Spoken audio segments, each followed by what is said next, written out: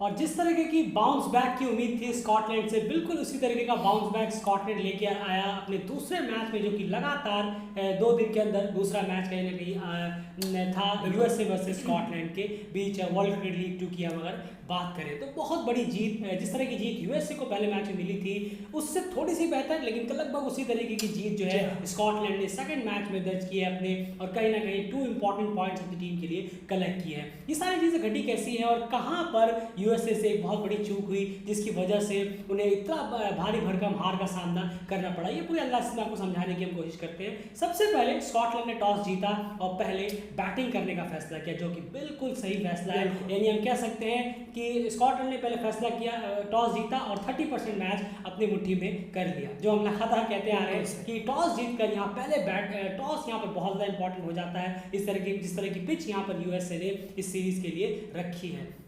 पहले यूएसए ने टॉस जीता, पहले बैटिंग की, सेकंड मैच में स्कॉटलैंड टॉस जीता, पहले बैटिंग की।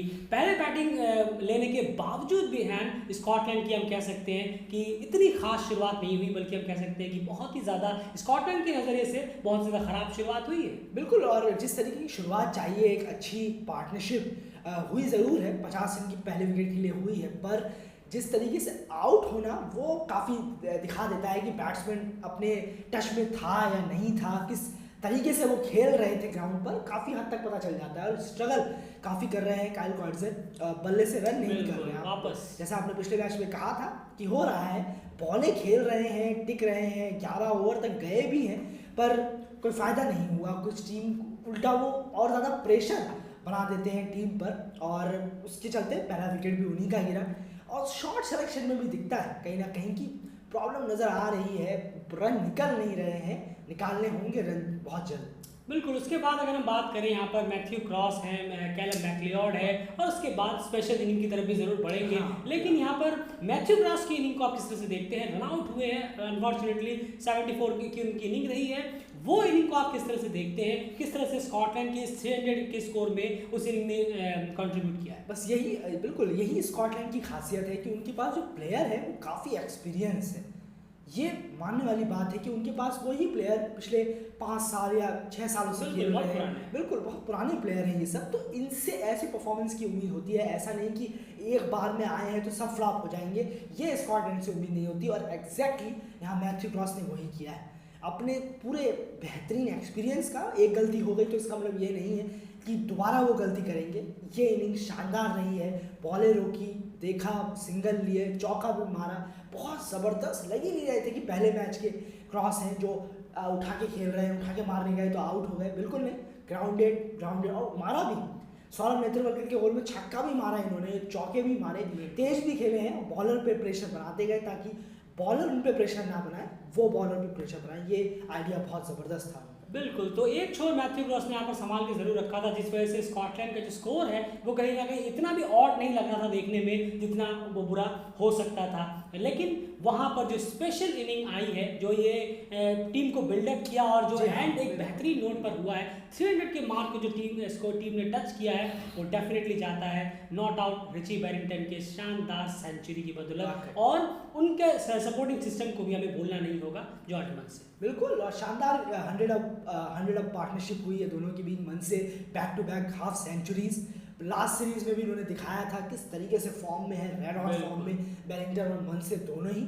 और बैरिंगटन ने फिर, मैंने जैसा अभी थोड़ी देर पहले कहा, स्कॉटलैंड के प्लेयर ऐसे नहीं है कि वो एक ही मैच को लेके अगर ख़राब है तो उनके ऊपर ये ठप्पा लगा देंगे कि ये अब ख़राब ही खेलेंगे इस सीरीज में या फॉर्म गायब हो गई, ऐसा नहीं है। बहुत क्वालिटी प्लेयर हैं और अपनी जिम्मेदारी को जानते हैं कि अब तुरंत हमें ये बैक करना है, हमें तुरंत रन मारने की ज़रूरत है, टीम के लिए खेलने की ज़रूरत है, ये उन्हें अच्छी तरीके से मालूम है। और वो इन दोनों ने किया, ज़बरदस्त इनिंग रही है। 6 छक्के मारे हैं, 118 का स्ट्राइक रेट बैरिंगटन का रहा है थ्रू आउट द इनिंग। किसी भी बॉलर्स को, स्कॉटलैंड के बैट्समैन को देख के यही लगा कि अब हम आपको अपने सर पर नहीं चढ़ने देंगे, हम आपके सर पर चढ़ कर नाचेंगे। इस तरीके से जो मुहावरा है एक, वो बैरिंगटन, मन से और क्रॉस ने ज़बरदस्त किया। और ऐसा नहीं कि कुछ भी शॉट खेल रहे हैं या कहीं भी मार रहे हैं, ऐसा बिल्कुल नहीं, टाइमिंग के साथ भी खेले। बिल्कुल। तो कहीं ना कहीं 300 रन बोर्ड पे लगाए स्कॉटलैंड ने इन तीनों की बदौलत। मैथ्यू क्रॉस ने 70+ का स्कोर किया, मनसे ने हाफ सेंचुरी लगाई और रिची बैरिंगटन ने शानदार नॉट आउट 107 रन की इनिंग खेली है यहाँ पर। तो सबसे इंपॉर्टेंट बात यह है कि एक बहुत ही अच्छा टोटल यहाँ पर उन्होंने बोर्ड पे लगाया, इसमें कोई दौराय नहीं है। 280 क्रॉस करते ही एक बहुत अच्छा टोटल यहाँ पर हो सकता था, खास करके जब आप उस स्कोर को डिफेंड करने के लिए जा रहे हैं। बॉलिंग डिपार्टमेंट की बात करें यहाँ पर दोनों बॉलर्स की बॉलिंग डिपार्टमेंट की हम एक साथ ही बात करेंगे यहाँ पर, लेकिन सबसे पहले यहाँ बात कर लेते हैं। 301 रन यूएसए चेस करने के लिए उतरा, पहाड़ जैसा स्कोर था। सेकंड हाफ बैटिंग कर रहे थे, जैसे कि हमने पिछले मैच की पोस्ट मैच एनालिसिस में भी कहा था कि यूएसए चेस करते हुए हमेशा बहुत ज़्यादा शेल में चली जाती है। आपने पोस्ट मैच एनालिसिस अगर आपने हमारा पूरा पहला वाला पूरा सुना होगा तो आपको वो लाइन याद होगी जब हमने कहा था कि चेस में देखना होगा कि यूएसए का जो अप्रोच है वो किस तरह से रहता है, क्या इतना ही एग्रेसिव रहता है जितना उन्होंने पहले मैच में पहले बैटिंग करते हुए खेला है, लेकिन जिस पे जो शक था वही हुआ है। बात हार जीत की नहीं है, सेकंड आपने बैटिंग की है, हार गए वो बात अलग है, लेकिन आपका जो अप्रोच है वो किस तरीके का था वो क्लियर दर्शा रहा है। 43 ओवर लिए हैं, सिर्फ 182 या 89 रन। बिल्कुल अब बहुत ही ज़्यादा स्लो रहे हैं, ये तो खैर कहना होगा। पिच भी हो जाती है स्लो, जब आप सेकंड इनिंग में खेलते हैं यूज टू हो जाती है वो। फ्लैट डेक्स का यही दिक्कत है कि जब आप दूसरी इनिंग खेलने के लिए आते हैं तो मार्क्स जो है वो वहाँ ही रहते हैं। पिच की जो ऊपरी परत जो सबसे जो टाइटनेस होती है वो भी गायब हो जाती है कहीं ना कहीं, और पिच सूखने लग जाती है। पढ़कर फिर बॉल की स्पीड से आती नहीं है, कैरी नहीं होती बॉल, बैट्समैन तक थोड़ा स्लो आती है। तो यहाँ पर स्लो इनिंग बिल्डअप हो जाती है और प्रेशर बैट्समैन पे आता है कि अब हमें यहाँ से तेज इनिंग कैसे खेलनी है, और तेज इनिंग खेलनी है तो मतलब विकेट भी गिरने हैं।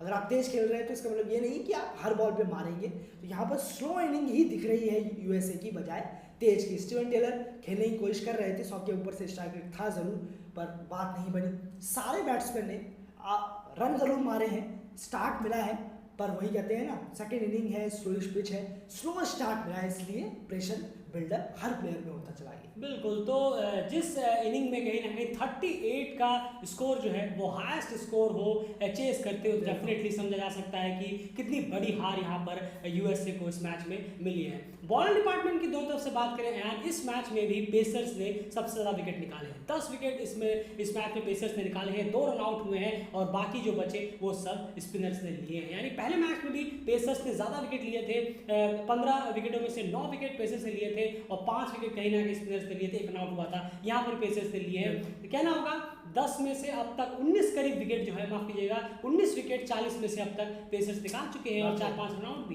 बिल्कुल, और अगर आप देखेंगे तो आपको लगेगा भी कि अभी भी जो स्कॉटलैंड है वो लाइन पे बॉल रखने में दिक्कत कर रही है।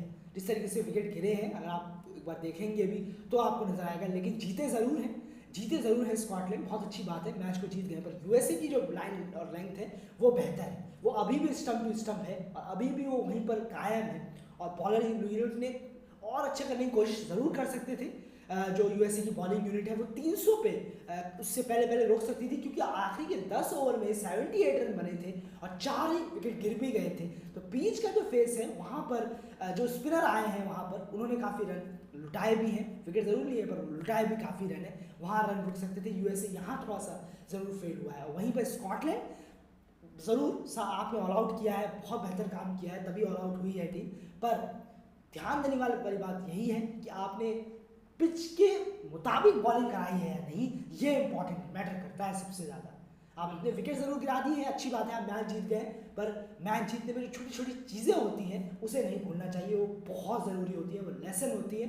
बड़ी बड़ी हार जब होती है तब वो समझ में आता है, अरे हाँ हम 2 मैच से तो यही कर रहे थे। बिल्कुल, तो कहीं ना कहीं ये देखना होगा कि स्कॉटलैंड अब बाकी जिनके बच्चे अपने 2 मैचेस में किस तरह से परफॉर्म करता है, वहीं यूएसए को भी देखना होगा जिनके दोनों मैच अब यूएई के खिलाफ होने हैं। अब सबसे बड़ी बात यहाँ पर एक चीज़ और आ जाती है कि यानी क्लियरली है कि यूएसए ने अपने बॉलिंग डिपार्टमेंट में जब उनके मिड ओवर्स चल रहे थे तब वहाँ पर कहीं ना कहीं अपने मैच का जो मोमेंटम है वो खो दिया जब उनके स्पिनर्स ने ऑपरेशन संभाला उस फील्ड पे। तो ये कंप्लीट एनालिसिस था इस मैच से रिलेटेड। उम्मीद है कि आपको पसंद आया होगा। प्लीज़ एफर्टली वीडियो को लाइक जरूर करिए, चैनल सब्सक्राइब कर लीजिए। लगातार पोस्ट मैच एनालिसिस और मैच रिव्यूज आपके सामने प्रेजेंट करते रहते हैं, स्कोर अपडेट्स भी लगातार आती रहती हैं। प्लीज चैनल को सब्सक्राइब जरूर करें और देखना होगा कि अब यहाँ से क्या होता है। दोनों टीमों ने एक मैच जीत लिए हैं, अब बाकी ये मैचेस किस तरह से जीते जाते हैं ये देखना है।